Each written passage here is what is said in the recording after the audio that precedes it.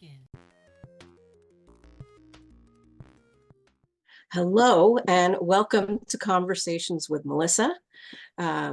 We appreciate people coming today for my interview with Natalie, the Savvy Sleeper. So welcome to Conversations with Melissa, part of Renify's Experts and Influencers series. Renify provides practical research-based advice, courses, and peer support. They focus on the underlying drivers of our ADHD behavior through courses like budgeting for the ADHDer or home organizing for the ADHD lifestyle, and our ADHD book club, currently doing this book, Your Brain's Not Broken. Courses like those, to name just a few, we provide a holistic program that serves to help you thrive with ADHD, not in spite of it. Follow us on YouTube, our YouTube channel for ADHD resources and information, or visit us at renify.com. That's RENAF as in Frank, I.com. And one other thing that is happening at Renify that I'd like to invite our audience to is hashtag ADHD Voices Project. Call and leave an anonymous message, your ADHD story, or you can text your story. We are not collecting the contacts. You'll never hear back from us, but you can leave your story. And that phone number is 925-289-9033. All right, I will put those things in the chat so that you can find them. Great, thank you very much. And without further ado, thank you to my guest for your patience. So this is Natalie. She is an ADHD coach around career and sleep success. I met her, and we've only seen each other over Zoom, not met in person, but you had submitted to the conference for an innovative program for your Savvy Sleeper. And of course, I have to know more. I want to know more. What have you learned? What works? So one of the key elements of the Savvy Sleeper program is Natalie's comprehensive survey that she uses to help herself and her clients get the restorative sleep they need. Your own experience with sleep deprivation, ADHD-ish, had brought you to realizing how deeply this affects people, and you have a mission around this to help people. So love mission, I do. So I'm very, very excited to share your program and what you've learned here on Conversations with Melissa. Thank you so much for being here, Natalie. Well, thank you for having me, and thank you to Renify as well.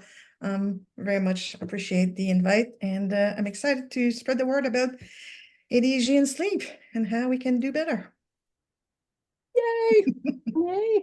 That's so excellent. So I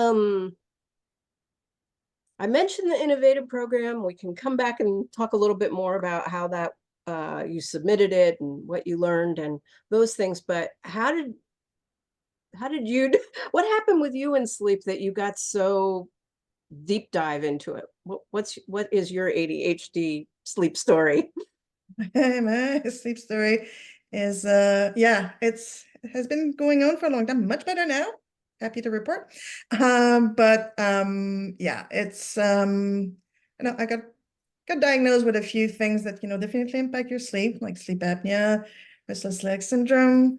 I have chronic pain issues, but all of this came with time. So I used to be what I would consider a good sleeper, where I was able to just, be top shape and, live my life like everyone else and have, good energy. And then all of a sudden, perimenopause comes in play, and then all of these issues start appearing, the sleep apnea. That's when I did my sleep apnea test. That's when I learned that I had restless leg syndrome as well. And then chronic pain came along, slowly. Anyway, at the end of the day, I ended up sleeping about 1.5 to 2 hours a night. on a regular basis, which is definitely nothing that I would recommend to anyone. And I was starting to launch my business at the same time, and I had like my brain was mush all the time. I had no energy. I tried to go to sleep, and it wasn't too bad going to sleep, but staying asleep was really my issue. Waking up in the middle of the night and just, worrying about everything. And then pain, like sleep doing, the pogo. Is that what you call it? The pogo, like one side to the other all the time. Anyway, it was just relentless, and it was really, really impacting my life. From mood, of course, to being able to conduct my business properly, keeping on top of what I needed to do in my house, like relationships. It really, really had a huge impact. And so that led me to, and then I got my ADHD diagnosis. So that was all of this started happening before I had my ADHD diagnosis. So, but even at that, like, I mean, I knew I had ADHD, but I didn't make the connection right away with, like sleep and ADHD, because there's not that much out there about it. So like I started coaching. Sorry, and I got my ADHD diagnosis, and it led me to want to be an ADHD coach, because I really wanted to help people kind of bypass all the issues that I had gone through myself with being undiagnosed. Then finally I made the connection with sleep, and I was working with my own coach at the time, and we kept on talking.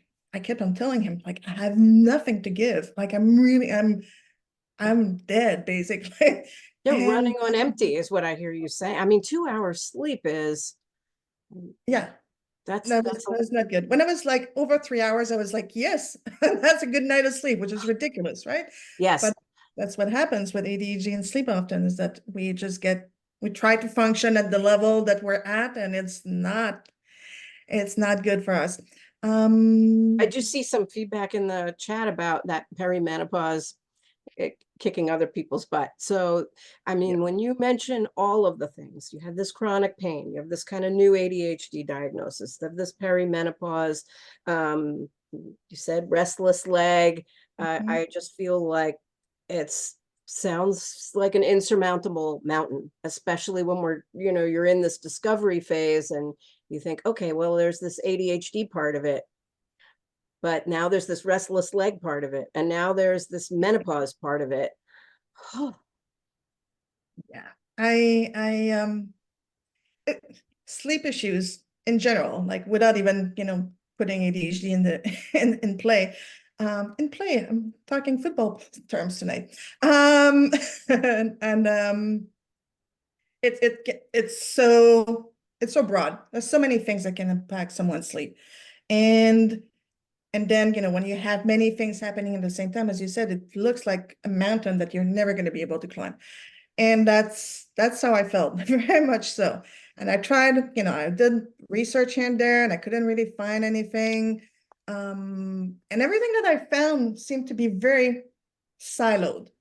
Like, for example, like meditate and you're going to be able to sleep better, or exercise and you're going to sleep so much better. All these things, which are all true, but when you're dealing with a combination of things, you really need to look at sleep issues from a all-encompassing, umbrella kind of approach. And that's where I realized, there's nothing like this out there.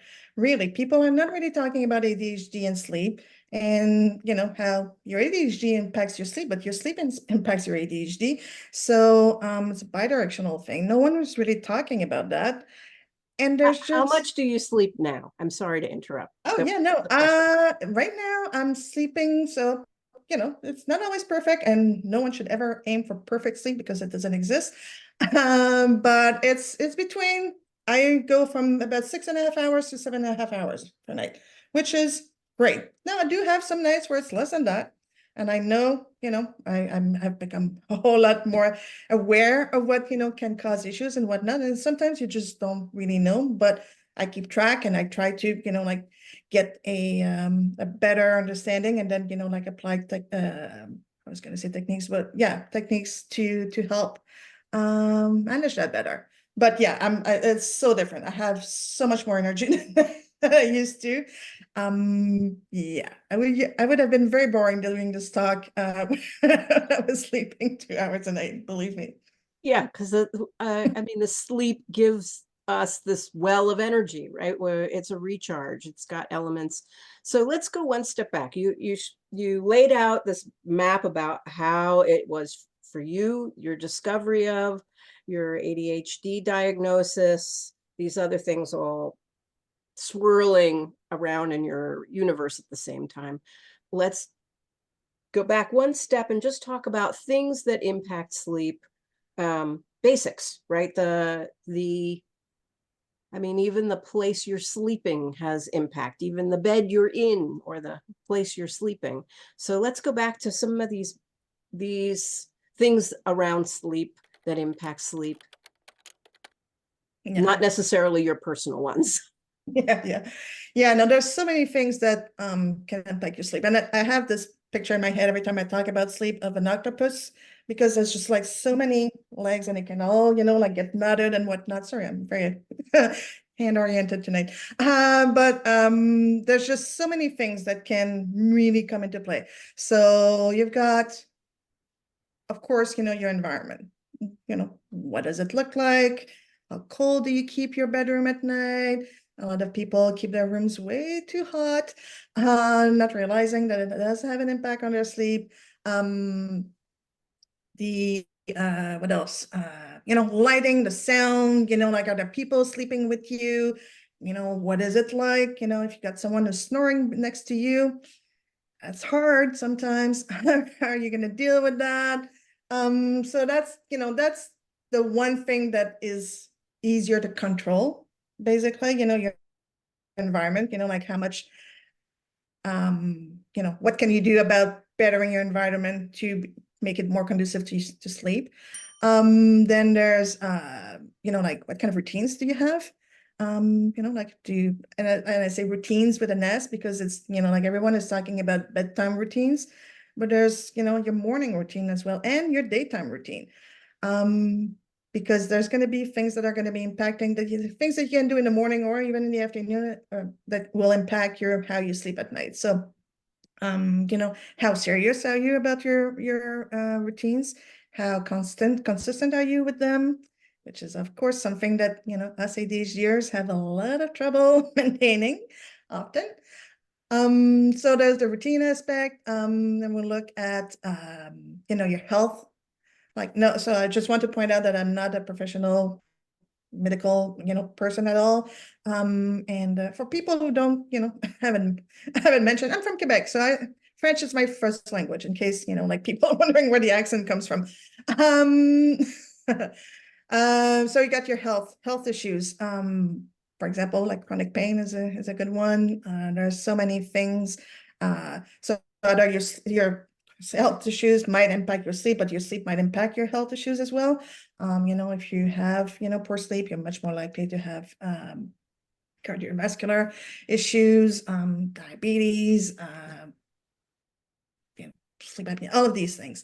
Then also we look at you were going to And say. you mentioned diet and exercise, right? Yeah. Diet, exercise. Yeah. Diet So and exercise, medication, supplements, like what else? What else are you consuming? Your self-care, like are you taking time for yourself? Because if not, you're probably, a lot of people, and there's one word or one sleep issue that's very popular right now. We hear a lot of is the revenge bedtime procrastination. And, a lot of that is caused by the fact that, we're not giving ourselves enough self-care because we just feel that, like we're so busy. And then we get, like it's time to go to bed. And it's like, I haven't done anything for myself today. So I'm going to watch more, TikTok, or I'm going to do something else. And then, like you just end up going to sleep way later than you should. And then just life in general, what else is going in your life? Are you pregnant? Do you have hormone issues? Do you have, are you going through a divorce? Is someone, like, have you lost someone close to you? There's just a pet. There's so many things that can come into play. Relationships, like if you're having a hard time with your partner. So there are a lot of things that can really impact your sleep. Wow. So you really set the table. Thank you. This is one of the things that really impressed me. I think we had just been 2 minutes into hello, how are you meeting? And I asked some sleep thing, and these things are so present for you. This octopus, as you describe it, with these many legs that reach into all different arenas of life, but are impactful for the sleep. Um, I, I just great admiration for how in touch with this you are. We have a question in the chat, in the Q&A tool that's I'm going to read it. Fibromyalgia and ADHD are highly linked due to dopamine deficiency. Both impact sleep. Has anyone studied the lack of deep restorative sleep and either condition? Is this something you're familiar with? I will say I'm not familiar with any studies around that. Yeah, so I haven't seen it, so I don't want to dismiss what the person said. So I don't know per se that it is, recognized as, a relationship between the two. I know that it's talked about. With regards to sorry, what was the question again? Around fibromyalgia and ADHD and this dopamine deficiency, is it being studied? Have you heard of anybody studying those things? Not per se, no. Dopamine deficiencies, have, as we all know, have a real impact on our sleep overall. But I don't know of a specific study for this, but I will look into it. That's an interesting one. I know these questions make us go, hey, I hadn't thought of that intersectionality. Is that being studied?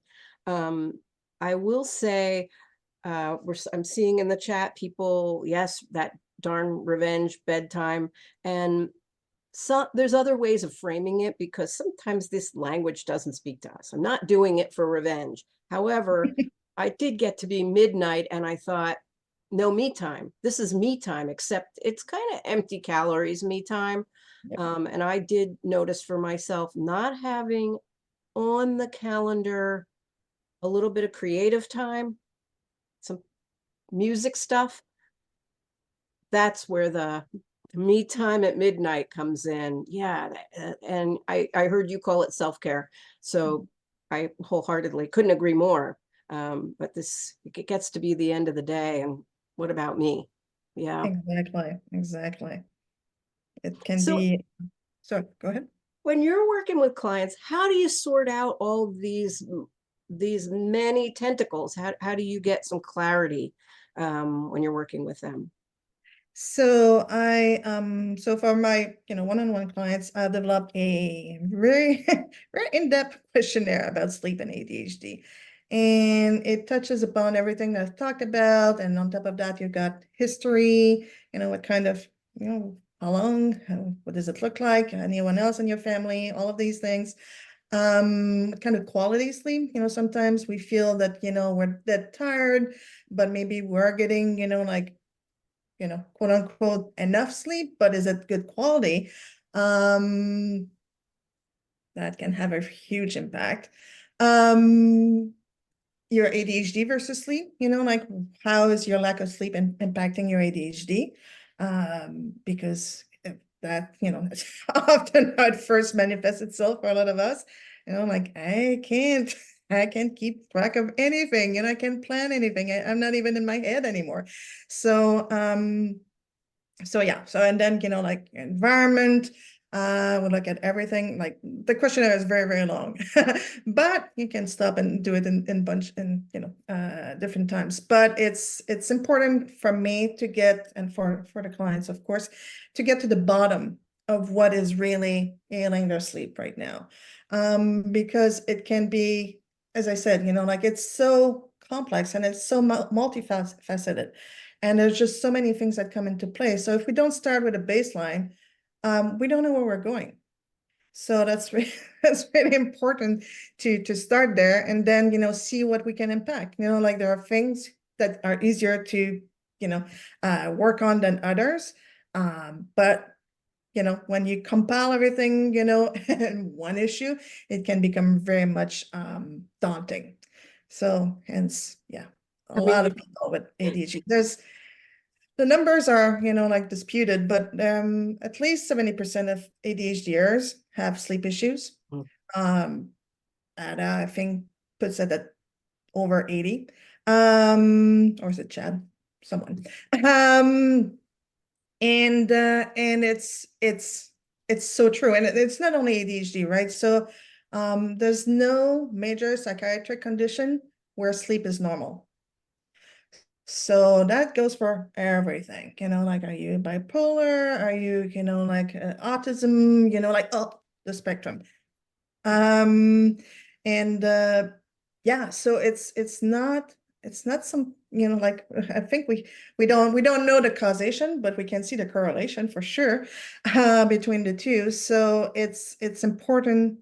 It's really, really important for our mental health, not only physical health and being able to manage our day-to-day and whatnot, but for our mental health, sleep is crucial. So the more we can do about getting it to acceptable level for us, it's not going to be the same for everyone, but as long as we can get it to an acceptable level, we are lowering the possibilities of existing mental health issues getting worse, or we're lowering the health the risk of like having some new ones pop up, which depression, anxiety, stress, all of these things that can easily come and just play havoc with our sleep and our health and our life.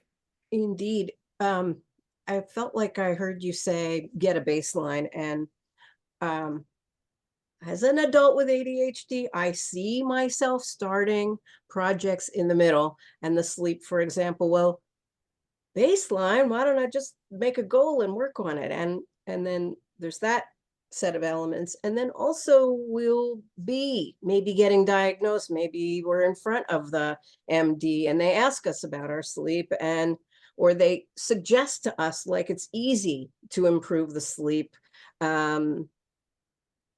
Hey, why don't you just get more sleep and this thing will be better? It's like I don't think they fully understand the difficulty around it, to be so offhand with it. We do have a question, so I'm going to pause those two comments over here. So this is a question around napping. Kind of, is it good or bad? So the frame is, I got to sleep late last night and I had an early meeting with a friend to go walking. So I got up for that. And then in the late afternoon, I had a 2-hour nap. Is that a good idea or a bad idea? Late afternoon, probably not. um yeah, so I mean, if you have no problem sleeping and you want to take naps, like, I mean, most of you, a lot of Europeans do that, like, great, it works for them. It's a tradition and it works for them. But when you start having sleep issues, it's all about, especially if you have ADHD, it's all about getting your circadian rhythm not, more out of whack than it already might be. So by sleeping late afternoon, if you want to have a nap, I would recommend, like, do like a 20 to 30 minutes max, around like noon, 1 o'clock. But, anything after 4, 5 o'clock, definitely not, because you are then impacting your, I'm not going to get into the details, but you're impacting your ability to go to sleep, especially if you have a routine at a regular time that night. And it will impact, probably more than one night. Well, what's interesting, you should mention these impacts and how, how they carry over. And I'm a baseball fan, and when I worked and I had a set schedule, right, and then the baseball game's in, extra innings. You want to stay up, you want to see the end. It's an exciting game, right? It's tied. And then that sleep impact, what I noticed was it wasn't just one day, it cost 2 days of being nice. I'm going to put it that way. Like having a short fuse for 2 days So the impact of shorting on one day, if it was, let's say, Sunday night, is not until Tuesday or Wednesday when, oh, the fuse is at its normal length. Yeah, no, that's very true. The impact can be, and again, depends how bad your sleep issues are and what is causing them, but it can really be more impactful than we would, think it would be. I know a lot of people, that makes me think, a lot of people go like, oh, I'll sleep when I'm dead. Like, oh, I can go to bed anytime during the week, like I'll sleep on Saturday and whatnot. That doesn't work that way. You cannot make up for sleep. Of course, if you're getting more sleep on the weekend, it's going to help a little bit, but it's not going to fix the, what's already in play. Yes. So some people can get to sleep. Like you were saying earlier in life, hey, I could just get in the bed and sleep. The waking up and not being able to rest, the anxiety that you had mentioned, like, oh, now I'm awake, now I'm worrying. These racing mind things seem like that's where you really want to get some help. To me, that and just seeing what's in the chat over here, I can fall asleep. Then an hour later, I wake up for an hour or so and sleep for a few hours. My alertness during the day fluctuates the same way. So getting to sleep, but oops, there's this awake gap in the middle. Yeah, that staying asleep, that's not an issue for me, but when I hear it for other people, I have great compassion because it seems like, well, you put yourself in the bed, in the sleep place, and then where's the sleep? Yeah, totally. Yeah, I can totally relate to that. It used to be a really bad issue for me. I mean, I guess the issue is still there, but I'm controlling it so much better now. Meaning that, the racing thoughts or, like whatever is putting this person into an awake mindset and, an hour later. For me, it was, going to sleep. It's difficult, but not the end of the world. But, waking up an hour or two later and just like going like all the things that I didn't do right or that, I needed to do for the day after, all of this, all these things that, come into your mind, like, oh, did I say something wrong to that person? Or, do they hate me now? Like all of these things that we just well, we don't let it, but that just, like come to play in our minds at, during the night. And it's important to find ways to make that, get the relaxation into place so you can actually get back to sleep. For me, what works best is I listen to sleep stories. So every night I go to bed, I do some breathing exercises as I'm going to bed, and then I put on a sleep story. And I have two apps that I use. People are interested. I use Calm and Insight Timer. Great apps. But what's important to me is that I don't go searching because, like it's easy, like, oh, you mean, like I have my phone in my hands and I can just, like be good and looking for, sleep stories, but I'm going to spend an hour trying to listen to each of them and, which one do I prefer and whatnot. No. So I've done all that homework. I have a series that I listen to, and I don't care that I listen to them, like this. The series is big enough that I can, it's not the same story every night, but still, I know what to expect and I know, where they are and I don't have to look for them and whatnot. And interestingly enough, I use Calm when I go to sleep. And then in the middle of the night, I use Insight Timer because it's easier for me to get to my stories. And again, I have, like pre-selected ones. And every time I go up to go washroom, come back, even if I feel like I'm going to fall asleep easily, nope, I don't take any chances and I put another sleep story. I love that you've said the two tools and why you use them. And I want to highlight for the folks in the room what's some other important thing it could get lost. We could make the shopping for what's my sleep story into a ginormous project, and then we're not sleeping. So this having a go-to so that you're not having to make a decision when you're in the middle of the thing, the go-to, if X, then Y. We saw this, I think, in Atomic Habits and in Effortless, which we did in the book club. But knowing what the go-to, and then you sharing, hey, I'll use this one first, but that one because I can get right to my story. My husband has a similar strategy. I'm the snorer in our family. And he puts on Harry Potter. He's heard the entire book out loud. And there'll be nights he just plays the same part over and over again, because since he knows it, your mind does not have to stay awake to find out what's going to happen. And having a go-to story. This is kind of like your favorite record or music or MP3 that you like, right? You know this thing works. It's the go-to. Exactly.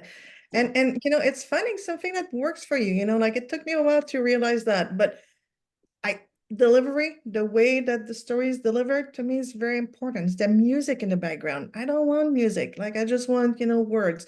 But that's for me, other people, it's going to be something else.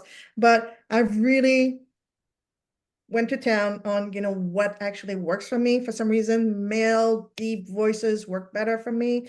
The topic, I don't want kids stories. I want, like even it can be like I say that, but I've listened to Alice in Wonderland, many, many times, but it's not delivered in a kid-like fashion, because for me that would get annoying. So, but again, everyone is different, but what works for you is what is really important to find out and then apply that consistently. We have a meditation group, and this thing that you're saying, the cadence, the accent, the tone, the depth of their vocal resonance. Once you start to get tuned in to what works for you, this isn't like you're at a restaurant and you think, hey, I've only tried the special. I've never eaten anything else here. Where if the higher goal is sleep, right? Finding the go-to is so crucial. There's a lot of people with a similar strategy sharing what works for them. I just want to read a couple out loud. I start to listen to Sleep Magic, which is a podcast, and this lady is hypnotic and tells me what I need to hear. You are very heavy. Another person shares, I have many habits to keep my anxiety down. Adult sleep stories on YouTube. Insight Timer app, we have someone sharing that is free, which is helpful to know. Sleep stories. And I've heard people use sleep affirmations where it's like all positive before you go to bed. Hey, that sounds like a winning formula to me. People using their smart speakers with different types of noise, brown noise. This is like you have your two things. You have calm plus insight. Hey, I'm going to listen to sleep story, and then, brown noise, pink noise, whatever the noise is, that's the right one for calming. And I will say, just for a slightly side tangent, I was a spouse. My husband was diagnosed first, and we're at, I think, our first conference, and I am listening to Ned Hollowell talk about people with ADHD can use 100% of their bandwidth on one thing, ruminating. And I never heard anyone talk about it, and it doesn't happen very often for me. It's like first day of school where you can't sleep the night before. But once I heard that, then I went, oh, now you're speaking me. And that calming yourself when you're in a spin, yeah, you got to have awareness and then a tool, something to calm. I mean, awareness, it's hard to pull yourself out of the ruminating cycle. I find that for myself, but now I have just enough awareness. It can be, definitely, but it's, when you're aware, you already, half the battle is won already, right? So, there are ways, to work on that, and just, like ways to get yourself out, like asking yourself, is it true? Like, is this really, like, is it, this, that person, like whatever you're thinking, like, is it really true? And finding ways to, like kind of get out of that mode. But that's not a given. It takes work. Indeed, indeed. I love that you brought up that I'll sleep when I'm dead. It was just so in the go-go certain periods of I mean, sort of the 90s and then different times. And so Rick had put in the chat that he knew an actual person who said that, and then that person passed away in their seemed like early 50s. So, right, we must sleep. Yeah. Just like you have to have water and you have to breathe. Yeah. Now, that being said, not everyone has the same need for the same amount of sleep, right? So, there are averages, but, some people can manage with less, but then they don't feel what you feel like when you're not getting enough sleep. Elon Musk is, known to sleep, I think 3 to 4 hours a night. Good for you, dude. But don't, like not everyone should be aiming for that. That's for sure. And it's finding, what works for you. As I said, like, yes, I would love to sleep, 8 hours a night or more. It's not where I'm at right now, but, I feel good. I feel like I've made a lot of progress. I'm, happy that, it's remaining, at the same level, or will always be, like those nights, as you said, you can't help yourself and you watch the game, like even if it goes on to overtime. I'm a hockey fan, so that would be more my my thing. But yeah, so it's finding the level, that works for you. Sweet spot, right? I feel like there's kind of three sweet spots. One, what's the amount? I have my own slang for these things, like nobody gets fired, right? Or I'm not using the car horn as much, right? What's the sweet spot? Calmness while driving. And then there's, I think, two others, which is what's the sweet spot for getting in the bed or going to sleep, and the wake time. But I defer to you. Are those important elements to learn? Well, they can be, Mm. depending. So to the question, like how many hours, it well depends where you are in life. For adults, it's 7, 8 hours, even 9 if you can, manage it, great. And one thing I want to mention about that is that a lot of people think that um the older people need less sleep, and that's totally not true, is that they're not able to generate as much sleep because of, like life and, many issues, and they might be in different health conditions and whatnot. So, for people, the elderly, it's still 7 to 8 hours. For kids, younger kids, it's much more than that. It's up to 12 hours for kids of a young age, and then teenagers. It really it varies. Unfortunately, for teenagers, we're not doing them any service by pushing them to go to school so early in the morning, because they have a very much delayed circadian rhythm, and therefore while we might be able to get up at 6 or 7 o'clock in the morning and manage, if we're asking teenagers who are really in deep need of sleep, because that's when the brain is actually getting formed, and that's going to impact the rest of their lives. If we're trying to make them get up too early, there's an impact to that. Absolutely. So there's some variety. I've heard some slang around ADHD circles, like second wind syndrome. Like, I felt sleepy and I stayed up past it, and now I feel, can I rearrange everything in my cabinets now? Yeah. It's definitely something that can happen. I definitely can do that. You just feel like you feel so tired, and often, like it's earlier in the evening and you go like, I don't want to go to bed now. It's gonna, it's not part of my routine, and it's not, like it's way too early. And then you just, like I'll just, I'll keep on working, I'll keep on doing whatever I'm doing.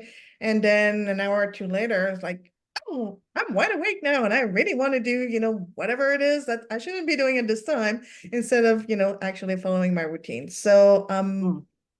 it can be difficult to manage as well. So it's, again, you got to be aware of it, and you got to keep on just yeah, I know, right? Aware. That's easy to say sometimes, but the more you pay attention, that's the one thing, right? If you don't, as with my questionnaire, where I really go to the baseline, like you have to study yourself. When you have sleep issues, you have to keep really on top of what's happening, because that's how you get to the bottom of, your issues. Well, and also we sometimes think we know, right? The starting and the middle part. I already know X and Y, and only with study, with what is happening, paying attention to what is happening, might we challenge those things we thought we knew. Maybe they're myths, maybe they're little, sometimes our ADHD fibs to us. Um, we have this question. Thanks, audience, for moving it over. I appreciate it. I'm just going to point out, how do you know you're in the right place? When people in the room have your back, research something, move it over for you. So this was from in the chat. Is it important to go to bed on time or to get up on time? And that's in quotes. What about people who sleep late on weekends? Okay, so if you have sleep issues, again, that's a common denominator here. If you have sleep issues and they're chronic, meaning that, like it's at least, 3 months, and it's 3 or more nights in a week, you really want to stick to that schedule, definitely. Because I mean, you can always give yourself a little bit of leeway. Like, I'm not gonna lie, like I give myself a little bit more time on Saturdays and Sundays to wake up and to go to bed, but not by much, not enough to disturb the pattern that I've established. And it's really important, because it really will, we're trying to train our body basically to, like revel in sleep. This is as opposed to, fighting it all the time. So if you are not keeping that consistent, you're just giving yourself more opportunities to keep on, like fighting and fighting and fighting that thing. And you're not doing it consciously, but your body is doing it for you. Mm. So we had a couple comments I just want to bring to your attention. About older people and needing as much sleep, and that there's challenges with getting that sleep, like there's less hormones, or the chemistry is changed, but that people still need that much sleep. That was really an appreciated piece of information you shared here. And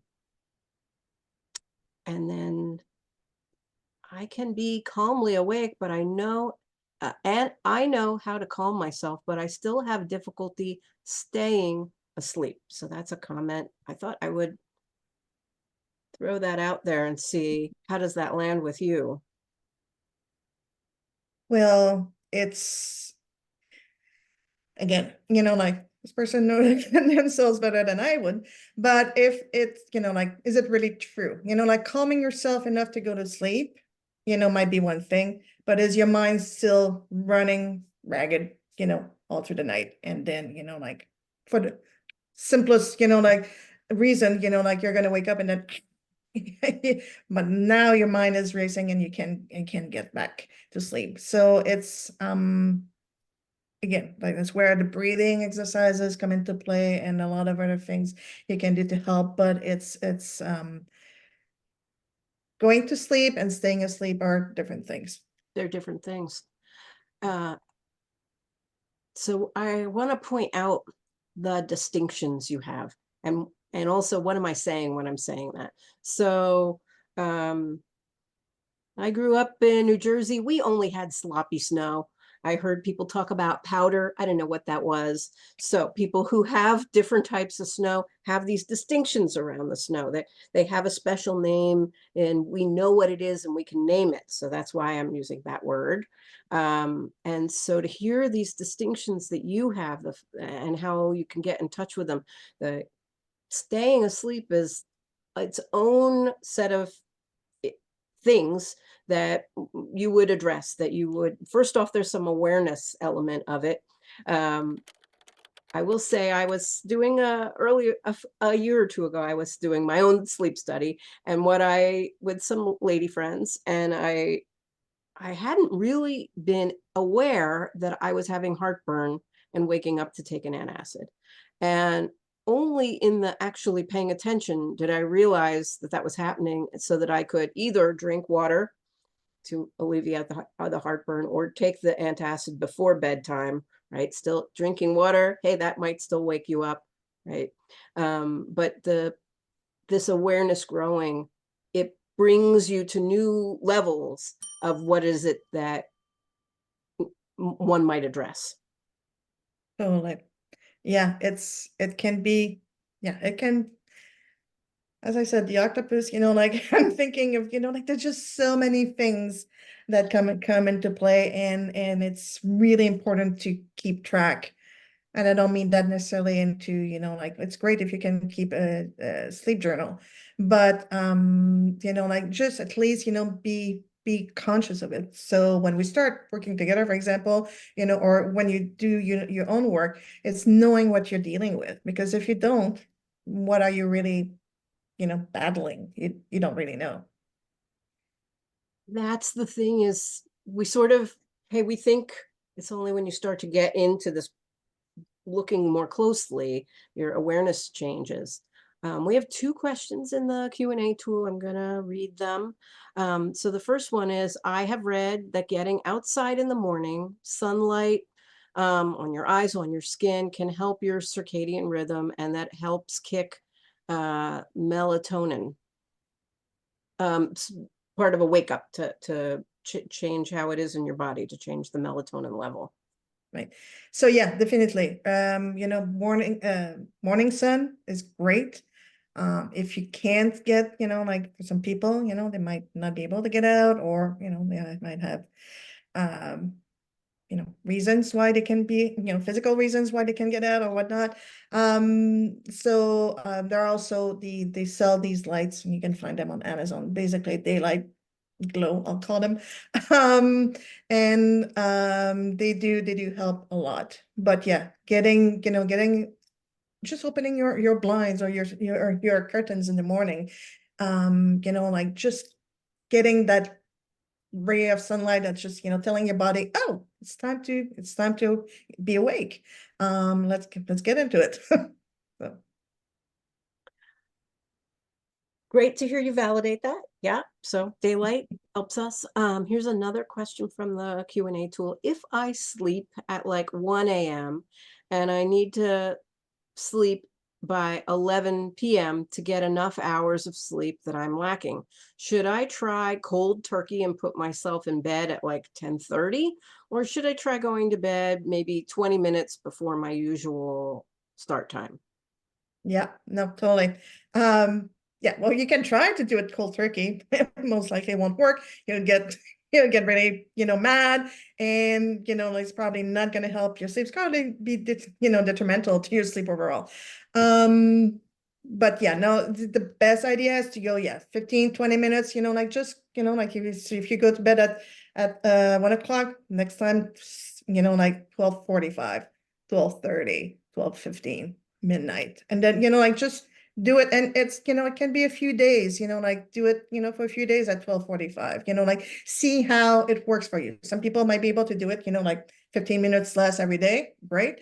But some people might need a little bit more time. So, like your body, listen to your body. Your body is speaking to you, listen to it. This is very interesting, because sometimes we ADDers, we go, well, I'm going to make all these life changes. I'm going to change my, yes, I was working night shift, but I'm going to flip myself over to days. And this body has a paradigm. It has some things, we can't just force of will. If that worked, we'd all be doing it right now. Exactly. And it's it can take a while to I tried all of these, like I'm gonna be doing this, like only this, and see if it works. That's before I really started like before I knew I had ADHD and before I started looking into sleep more seriously. But yeah, you tried these things and then, you realize that you're not helping your cause at all. Be kind to yourself. Like step by step, slowly. It's much more likely to be effective that way than just trying to go cold turkey. There's a sustainability element to it where slow and steady is repeatable. Yeah. It has some gravity moving it forward when it's sort of plodding. Right. And also it helps us just, like see the improvement and appreciate it. And, we need, as ADHDers, we need that, carrot or something, like that's going to keep us, doing what we're doing. So like knowing that you're actually making a positive impact on your sleep is going to be you're going to be much more likely to want to keep on doing it. Yeah, it's interesting how important seeing some modicum of progress. That's why I like to have some other, it maybe the scale's not changing, right? Maybe that was my measuring device, but the not using the car horn, right? How much raising my voice am I doing during my week? Those are other ways of thinking about it, other metrics is my language with it. All right, we are at a little before the hour. I'm going to just do a little thank you and we'll come right back to this conversation in less than 2 minutes. So we're just going to take a short break to get to know a little bit more about my host, Renify. At Renify, we teach about the underlying drivers of our behavior, and that knowledge leads to better decisions, and better decisions lead to an improved quality of life. Visit renify.com and discover how you can experience financial wellness. That's RENAF as in Frank, I. What's happening at Renify this week, you might ask? Well, there's 3 times a week co-working meditation and exercise, which could be PT with pals or exercise. There is the course Managing Stress and Promoting Self-Care that is available on Monday and Wednesday. We've got our book club and the Success Clinic, which is on Wednesdays, and there are open office hours with Rick, who is also an ADHD coach, as well as some of these co-working sessions with other people just working together. So thank you to Renify. Circling right back to our conversation, there is this really nice piece in the chat here. I read in bed, but sometimes I read too much or too long. My newest tool is a rechargeable book light that has a 30-minute timer. When the light goes out and that shift to darkness is enough to break the spell of the book, and I am closing the book and getting to sleep. So I love this. Oh, look, this timer that helps you know time passed. So put that juicy book away. Love it. All right, so back to the cheat sheet. That helps me remember what I'm here for. We were talking a lot about sleep, and I know that your other coaching thing is career coaching, and I was hoping you'd share a little bit about career coaching, because, hey, what else do you have? What else do you offer? Well, I started, so I was trained at ADCA, the ADD Coach Academy. And when I started coaching, I was, really about ADHD coaching. And then I realized, a lot of people came to me with issues about career, like I'm not happy in my job. I'm looking for another job, but I don't know how to go about it. I want to, like be promoted, but like people are being promoted over me. All of these, lovely things that can happen, in your career life. And having, so I come from in my previous life, I was a consultant slash freelancer in the digital world. So I did a lot of work from a project management standpoint to client management and all these things, consultation and whatnot. And And so that gave me the opportunity, and I was always, like on my own. I never really worked for a company. So I went into various types of, enterprises and companies, organizations and whatnot, from, like at all levels, from, like C-suites to, like the people who just, like keep the wheels turning. And that really gave me a good understanding of, all of these, like all kinds of issues that can happen and in the working world. And so when I saw that, a lot of people were coming to me for ADHD, but then, when started talking, it was, had a lot to do with their career. I said, well, like let's work on that. So I really, like built on that. But then, what happened is that, like the more I started digging, it also came to light that a lot of these people also had sleep issues. So, like, oh, I can't manage my work. I'm not doing well at work and whatnot. So a lot of people, started digging, and a lot of people were having sleep issues. So that's, how I kind of, formed my practice.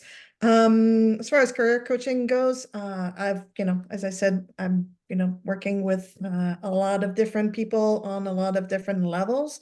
And it's all about just, a lot of it, like past the obvious, sleep issues, if that's something that you're dealing with. It's about, like knowing who you are. I work a lot with character strengths. I I tell people, all my clients, I used to be in digital. And when I started in digital world, it was all new. So it was like the Far West, perfect for an ADHD mind, like I was shooting right, left, and center, like I was in my element. It was so much fun.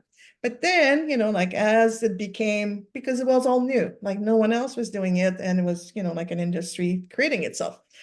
But then when it started, like being more mainstream and being bought by the big, like agencies, publicity and, advertising agencies and whatnot, it became different. And then, my brain was like, yeah, like you were really siloed, like you would be called in for a job and it was like, no, you can only do this. Like where before I would be like, I'm doing everything, or I'm helping with everything. It's so much fun. And I was like, oh, so it was really killing me. And and then and also, like the type of, I was working for big companies, like Coca-Cola, Nike, and all this stuff. And it was just like, why am I giving my life to something where I don't even really believe in it? Like it's Mm. not, I have nothing against Nike or Coca-Cola, but like I don't think it's where my interests lie. And then when I started, being coached myself, that's where I realized, well, no wonder. My character strengths are fairness. My top two are fairness and honesty. So like here I am trying to, like cut corners, to make things, more, palatable than they are and whatnot. It's like that just wasn't for me. So I work with my clients. I work on that a lot. Just finding who you are really. What is true to yourself, and center yourself so you can actually. Not everyone has the opportunity to change jobs at will or whatnot. But like finding how you can make your how you can make the rest of your life fit with you, as opposed to trying to make yourself fit for the rest of the world. So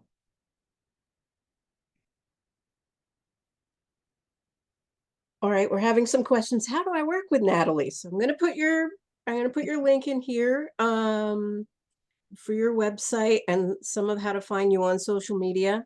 Oh, thanks. Thanks, Rick. Much appreciated.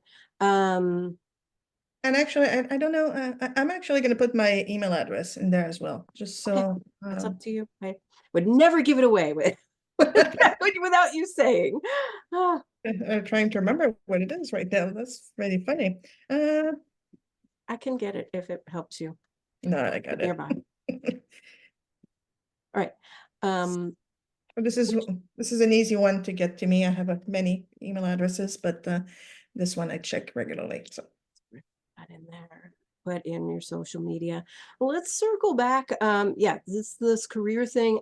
I just want to say I've done the VIA, the values in action, that before.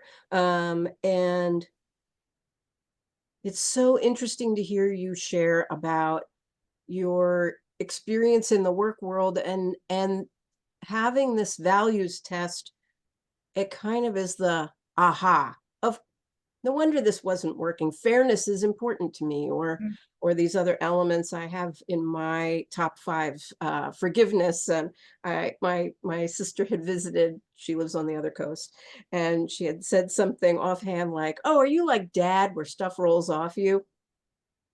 And oh, thanks for letting us know where that email address is. And first I had a little umbrage. Oh, what did she mean? It rolls off me, but that's one of my biggest strengths. Yes, I am that person, and I am a little like Dad Noel, right? But owning it, I think, it's one of my, when I flex that muscle, it gives me something. It has a lot of power. It helps me know I'm in the right place. Totally owning it. That's perfect way to put it. I have a client I work with who when she originally did their character the VS strength test, which is awesome. It's free. Everyone might want to try that. But what came up for her, one of her top strengths was love. And she's a project manager and she works in the digital world. And she was like, love. I'm supposed to be, like running people ragged, like to get them to do, like what they need to. How I'm supposed to be a leader, and then leadership was, low on our thing. And so, how is love? What is that? Like she was so mad, love. And I went like, okay, let's let's think about this a little bit. So we worked on that. How does love show? And love, like love is a it's a pretty vague word, but like when you apply it to, what it actually means to you. And so we started looking and, how it, presented itself, in her, work life and her, home life and whatnot.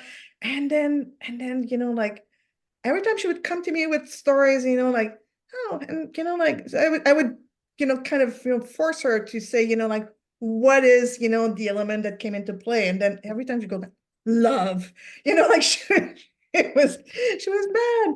But then, like she accepted it. And then she accepted it. And then she really, like she made herself act accordingly and, making sure that, like it's always present for her. And she's thriving right now. She's doing so well in her career. And, like she's happy. She was thinking of leaving the company she was at, but now she realizes, no, I have something to offer to them. And, like I can make it work, like, and she's much more assertive because not only about love for others, but love for yourself as well. So, like she's established our boundaries and whatnot, and she's doing great. So like it's looking at all of these potential things that can really, let's say with sleep, right? Is, what is really happening and how can you go about fixing it? Wow. I mean, you said a lot of things. I'm just letting them land for a second. All right, I put in where to find that test, and I'm also going to put in to, I mean, it's very broad, but this idea of this character strength of love, having strong relationships and attachment. So I park that in there for people to read, perhaps at a later moment.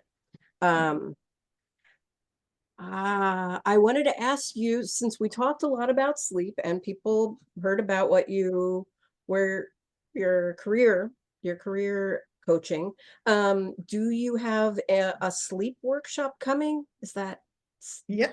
later So this month? yeah, at the end of this month on February 28th, which is a Wednesday from 7:30 to 9 p.m. Eastern time. So I thought, I was trying to find a time that would work for, people on the West and the East Coast. Hopefully that does for most people. And it's called the Savvy Sleeper, how to learn how to thrive rested. Because again, like you want to get that energy back. So, and I am also offering all of the Renify attendance today at 20% off, deal. You just have to enter Renify as the discount in the discount box and you'll get 20% off. So I put the link for people to register. I verified that the link works. And here's some of the details about the workshop and the cost. as well as that discount code. So I thank you very much for making a discount code for folks who came today. Really appreciate that. And get a sense of what it's like to work with you. You have the kind of holistic approach. Maybe there's a lot of questions up front, but it helps the mind get clear about those octopus tentacles. Where are they all? What are the things to be present to pay attention to for sleep? All right, I am looking around. Are there more questions, other questions around anything we talked about, career, sleep, any of those things? Just check in. You might have said it. I'm going to just circle back around because I think it's important. So I had made a note to myself, where's this coming from left field? Around interviewing, and when you're in an interview and getting a read on the company culture, like sometimes we'll ask in these interviews, hey, is this 9 to 5, Monday through Friday, and I don't have to think about you on the weekends? And sometimes I think companies tell you what they think you need to hear. Then you sign up and you find out it's not exactly that. But getting some asking, at least asking, seems important. What other thoughts around company culture and work hours have you run into? What other things have your clients run into? Right. So I have a great example of what you just described. Whereas, so a few years ago, I, was still working. I was taking my coaching training, but I was still working. And while I was trying to work, and I was, looking for a contract, and I couldn't find anything. The industry was a little bit low. And then I got offered, I got approached for a permanent or, like a permanent full-time job. I'm like, okay, it's not really me, but, I'll check it out. And then, I talked to, like it was for a well-known, well-established company, like no shortage of money, like good, great, top, whatever, top 100 company in Canada, whatever it is. And I had 5 interviews with these people, and every step of the way, I ask, like, what is your culture like? And like what kind of work hours are you requiring from everybody and whatnot. Everyone told me, like 9 to 5, 9 to 5, which was great for me because, as I said, I was taking my coaching training. I had, the intention of, doing coaching on the side and, like keep on working until, such a time that I had, good enough coaching business to just go my own way. Well, I started with that company again. I promise, like you will not have to sweat here. Like everything is so easy. Well, within 3 days, I was working from 8 o'clock in the morning until 11 o'clock at night. Yeah, that was not exactly what I had signed up for. Mhm. Uh, Now the culture was nice. My employees, the employees working for me were lovely, had a great team and whatnot. But I went like, so at first, my normal, like pass, approach would be, like I'm gonna work it through, and then I was promised, like a promotion, like within the first week. I was, like just, play your cards right. You're gonna get a promotion in 2 months and whatnot. I'm going like, okay, so I'm going, yes, yes, yes. ADHD mind taking over. Like driving. Like yes, you're gonna get all of that. And then, but I was miserable. Within 3 days, I was miserable. So I went, I toughed it out for 2 weeks, and I gave my notice. I went like, no, this is not what I want. Why am I putting myself through this? Because it's not, like, and I had in my mind, like I had this house. I used to live in Toronto. I had this house that I loved. I saw myself dying in, and, all these things that, pressured me to really, like get that job, working for me. And I went like, nope, no, no, no. Took me took me a few days, but I went like, no, this is not what I signed up for. So I resigned, and I just jumped right into coaching. So that's how I became a full-time coach. But yeah, so knowing what works for you, knowing, asking the questions are great, but also don't forget, when you start a job and it's not what you were told and promised. And again, like sometimes we hear things and we make them sound like what we want to hear. But like finding, what really, where are your limits? What are you willing to take for, in order for a job to work for you? And if it, like if you don't have a choice, you have to stay there. Like, how can you make it better? Where are these, like tools that you can use for yourself to just not ruin your life because your career is not going the way that you want it? You said a lot of things. I will say, just when you were saying the carrot, right? Hey, we're going to give you a promotion, that it takes this focus off whether this is working for me. And hey, just keep chasing this carrot. It's hard to remember, wait a second, this isn't really working for me at all. Why do I want to level up to the next level for? I had a job I had started, and the fast talking boss, he was like, you'll double your salary. So after I was there for a while, and he was difficult to work for, I said something like, well, when's that salary going to move up? Right? Yeah, calling them out on it. But I really appreciate you sharing that, because these things that are indicators about whether we're in the right place, or can we adapt the place, can we adapt, we're always thinking, what can I do to change myself, or to manage myself, and not always that critical of what's happening at this place. Is this really the right place for me? Or should I be looking while I'm still getting a paycheck? Or should I be, building that side hustle into the central focus? Because that really is calling me. Yeah. So thank you for being so generous with, with your life experiences and sharing them. I do see a couple folks in here with some gratitude and appreciation, and can't wait for your workshop to start. And thank you again for offering a discount for folks who came to this to try the program. I just know there's so much sleep difficulty in our universe, in the ADHD and neurodiverse universe, that we need help. And this going it alone thing, if that was working, it would have worked. It would have worked already. Yep. So being with other people who are working on the same thing, it's just helpful. Just helps to hear what worked for that other person who's in this group.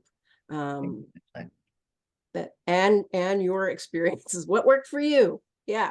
And Yeah. sometimes things were working and then they stop. So how are you gonna, what's the tiniest change to make it go from not quite meeting me to meeting me? Exactly. Yes. Yeah, and you mentioned collaborative, like it's really important. I think so the workshop has a lot of, that, in mind, just, sharing what works for you, like as people have been doing it in the chat here, which is lovely. But like kind of discussing it and, getting new ideas and whatnot. I think that, that can add a lot to your, fight for better sleep, basically. Yes, I will say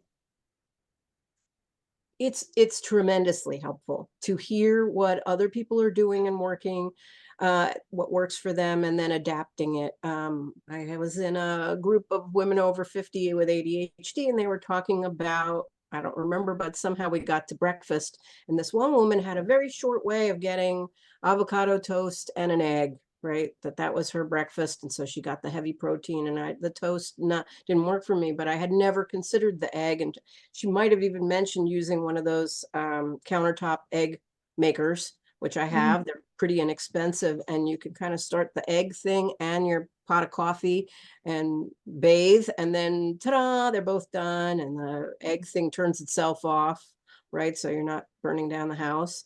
And it took an idea to doable, because I could see someone else was doing it. It somehow was just the right amount of proof for me to know it was okay to try. Exactly. There's a lot of power in that. For sure. All right. Well, that was fantastic. Fantastic. I do see Rick put a little note in there that chasing the carrot is like rat race. Yes. Yes. Yeah. That's how they get us to Yep. wait. I can't even remember that it's not working for me because I'm busy trying to win this game. Right. Thank you so much, Natalie, for sharing so much about your own life and what worked for you. Let's say I'm looking at my cheat sheet to help me remember what I do at the end. So those of us who were here from when we started the conversation, I invite you. I'm going to do it as well. How are we doing now? So we can use my simple scale of 5, full of energy, maybe buoyant mood, full of beans, ready to go, to the other end of the scale, 1, tired, fatigued, out of gas, not ready to go. And I know I came in with a lot of beans eaten, right, at a 4, but I feel even more energized, kind of 4.5. And thanks, folks, for sharing in the chat. Where are you? And I see there's a lot of energy in the room. Yeah, this was really a motivating, inspiring. You feel like it's not hopeless. Progress can happen, and not having to go it alone. I think that's just so important, so valuable. So thank you. Thanks everyone for joining us and for sticking with us. My upcoming guests, I'm taking President's Weekend off so everyone else can have their nice long weekend, right? And on the 25th, I'm having Doc Anderson, another ADHD coach, share about self-advocacy skills in the workplace and beyond. We're having a couple of authors come in, British author Tim McWilliam, author of Sit Still Timmy, in March. Tamara Rossier, also a coach and author of this book. She'll be here on the 17th of March. And Anita Robertson, licensed clinical social worker and author of ADHD and Us. So ADHD in a couples partnership relationship. So we'll be talking relationship stuff. Again, Renify's got this hashtag ADHD Voices Project. Call and leave an anonymous message or text and share your ADHD story. That's phone number 925-289-9033. And I'll put some of that in the chat.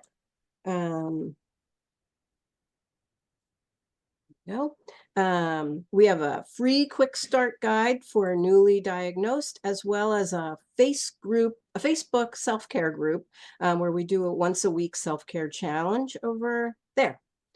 So I'll put those links in the chat here. Okay.